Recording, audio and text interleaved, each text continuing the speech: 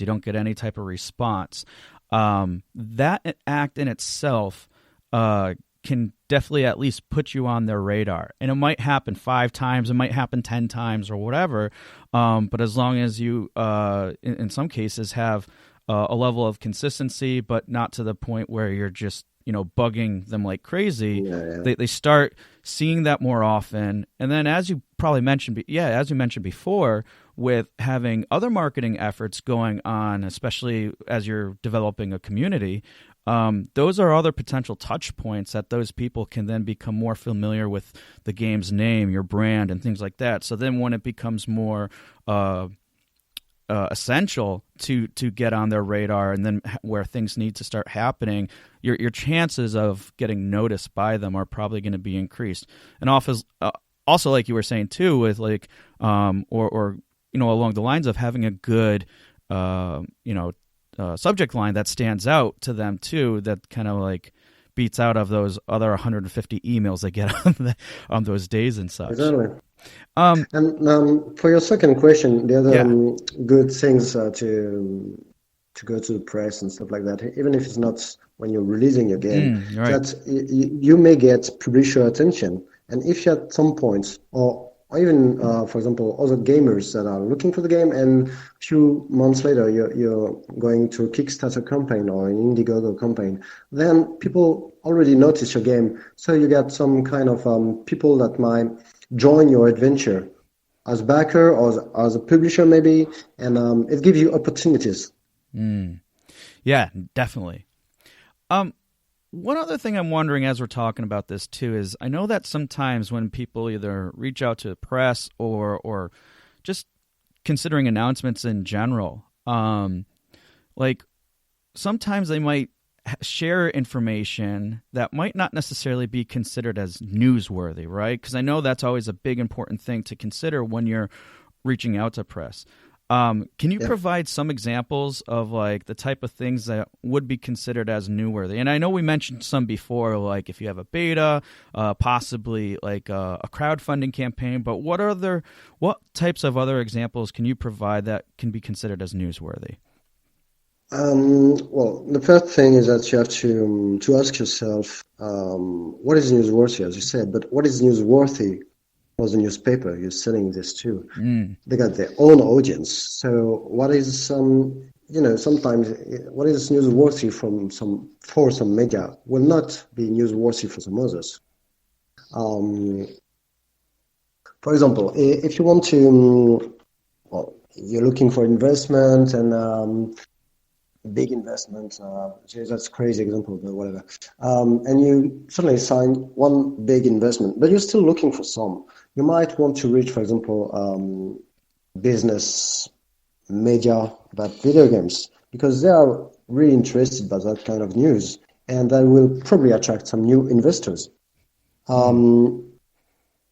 What I say, if you have, for example, if a famous developer is joining your studio, you can do also a press release about that, because that brings notoriety to your studio, and that's something interesting for the journalists. They want to talk about that.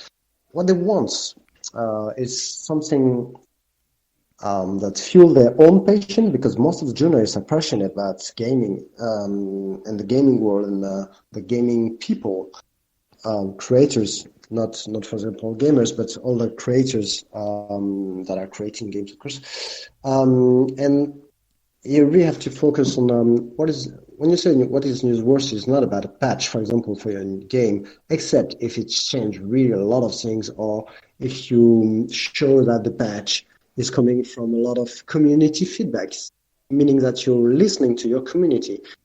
And then, okay, that might be newsworthy for some, because it shows something other than just development. Yeah, you bring up some really good points too. The one that stood out to me the most, and obviously there's numerous different ways to go about this too, when you're looking for things that are newsworthy. But one was like working with well-established, other figures in the industry. So, for example, I know. One that I've seen that seems pretty popular is like certain musicians that have been well known from like retro games, and they either commissioned or they were able to get something from them to help with like the music of the game.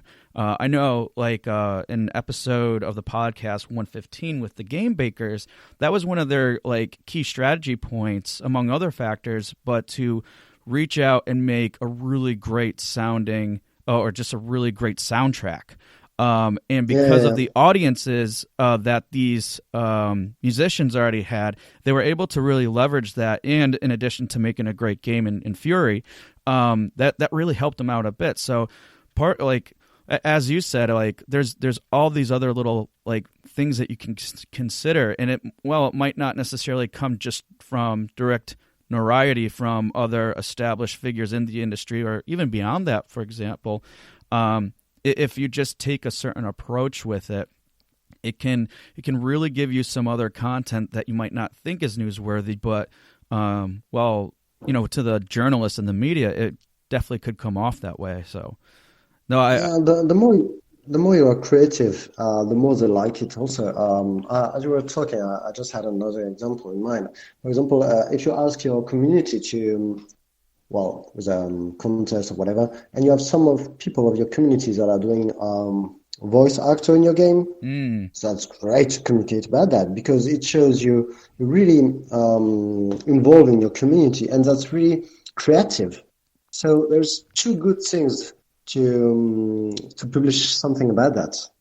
Yeah, I like that one a lot too, because if you're really showcasing how much you care and are dedicated to your community, and you're able to, position that in a way that makes it obviously really appealing. Because I guess at the bottom line, think about what others aren't doing. Like, who cares what everybody else is doing? Because if you're doing that, then, you're just part of the group. You're part of everybody else. But if you're going a little bit above and beyond and showcasing something where, like, how much you really care about your community, people will pick up on that. They're going to want to share it. And now what you're potentially creating with whether it's press sharing or just other followers is other people might be like, oh, I want to be a part of that too. So it can. I love that example you just provided because it can really create a good sense of belonging, which is kind of like a very basic thing that most people want to be a part of. So if you can create that sense for people, and it's just another area in which you can really get some more involvement. To another level. Yeah. The thing is all about, you got your creativity, and most of devs got great creativity. And the second part, which is some have to learn about that, is how to tell their creativity, how to tell this story. And this is, I think, where the devs get some difficulties most of the time, as we said before, because they have to focus on development, and they don't realize how great this idea or this aspect of the game is. Yeah. So they don't communicate on it, and sometimes it's just it's missed opportunities, I would say. Yeah, totally. All right. Well, to kind of wrap up this little part of the discussion, I really want to know, and I know we've discussed it a little bit, but like, would you say that there is a general approach that everybody should take when reaching out to the press, or when is there an instance that you should do something different as far as approaching the press? Well, as we just talked about, it's just about your creativity. You can have the ideas to reaching the press which are different, but you still have to keep in mind that journalists are very busy, and sometimes maybe your idea is not that cool, or maybe it's not that creative. Just be aware. If you want to send, for example, a press release, but you can be a bit funny, you can have GIFs inside, that's good. But if you, I don't know, going to your crazy jokes and nobody can understand what you're saying, it's not creativity, it's just bullet in the foot.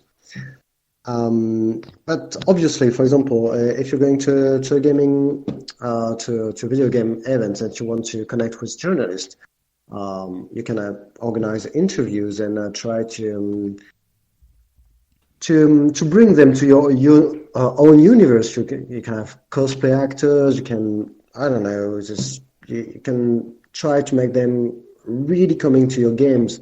And of course, you can have different approach that could work, but you really have to think about it. And what I would say is that for any kind of stuff you have to do with your game, any kind of communication, just this is really important. Collect feedbacks.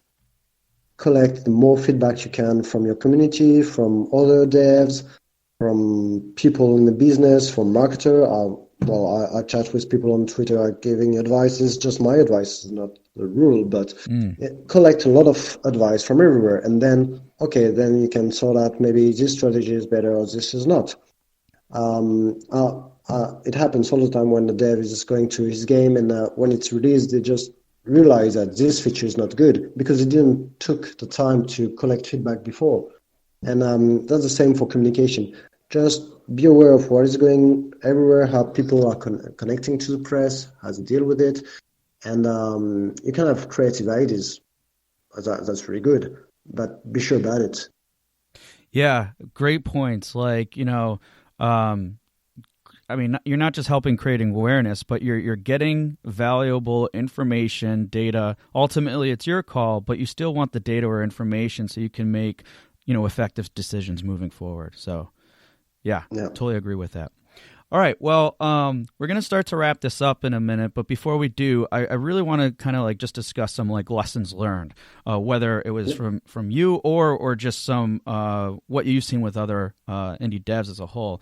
And like one I don't think comes up too often, but every now and then it does, and I think it speaks a little bit to what you just mentioned. But there may be some instances where games get bad press.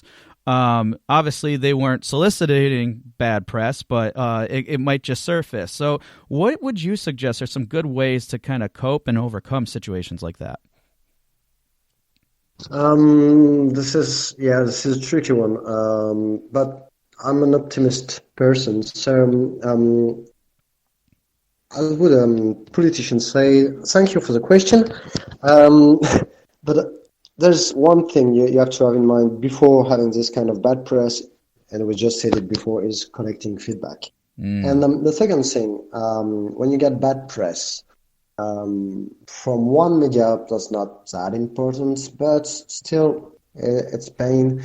And if you're having more and more bad reviews, for example, you just don't take it too much personally, but just read exactly what they say about the game. Maybe there's some bugs, you were maybe to focus on something else, to concentrate on that, or maybe there's some lack of coherence, I would say, or maybe it's too easy, or maybe it's too hard. Those people, journalists, or sometimes streamers, they really know the gaming scene, so they know games and they know what works usually for gamer audience. So there's always lessons to learn more than to be ashamed about or angry about what people say about your game.